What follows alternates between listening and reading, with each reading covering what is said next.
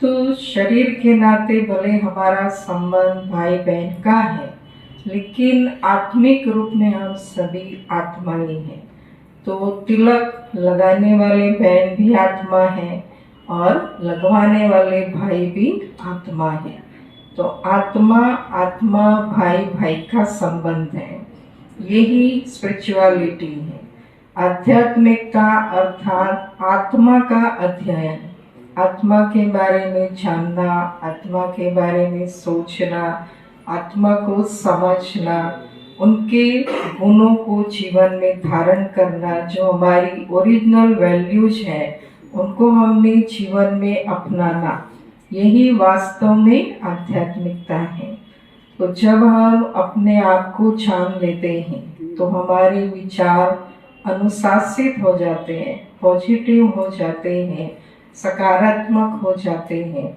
जो भी नेगेटिविटी है वो धीरे धीरे निकलती जाती है।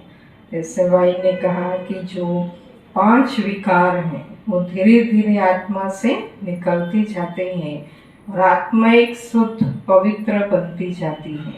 तो जब हमारे विचारों में शुद्धता आती है, उसको यदि हम लेखनी के द्वारा दूसरों तक पहुंचाते हैं तो दूसरों के लिए प्रेरक प्रसंग बन जाता है और हम समाज को एक नई दिशा भी दे सकते हैं।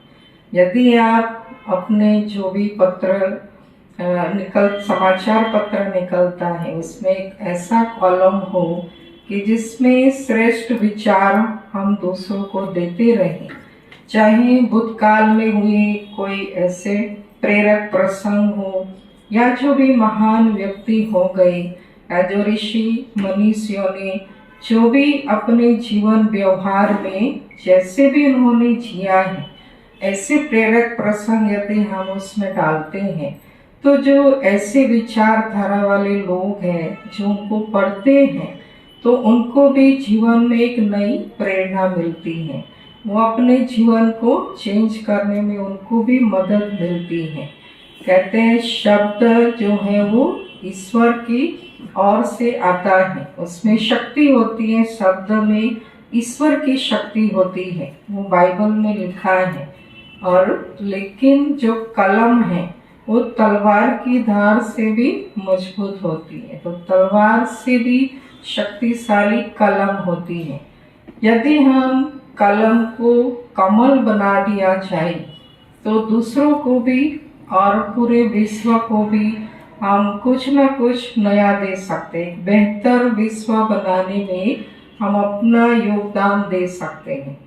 तो ऐसा हो कि हमारा समाचार पत्र सदाचार पत्र बन जाए, हमारा दूरदर्शन दिव्य दर्शन बन जाए, हमारी जो आकाशवाणी है वो अमृतवाणी बन जाए, तो पूरे विश्व में सभी आत्माओं को भी लाभ मिलेगा और मीडिया का भी उद्धार होगा। बेहतर विश्व बनाने में हम अपना सही योगदान दे सकते हैं। तो आज के पावन पर्व की आपको बहुत बहुत शुभकामनाएं। आप भी स्वस्थ रहें, आपके परिवार, आपके जो भी रिश्ते नाते वो सभी स्वस्थ रहें, सब विघ्नों से मुक्त रहें, ऐसी मेरी शुभकामना शुभकामना। ओम शांति।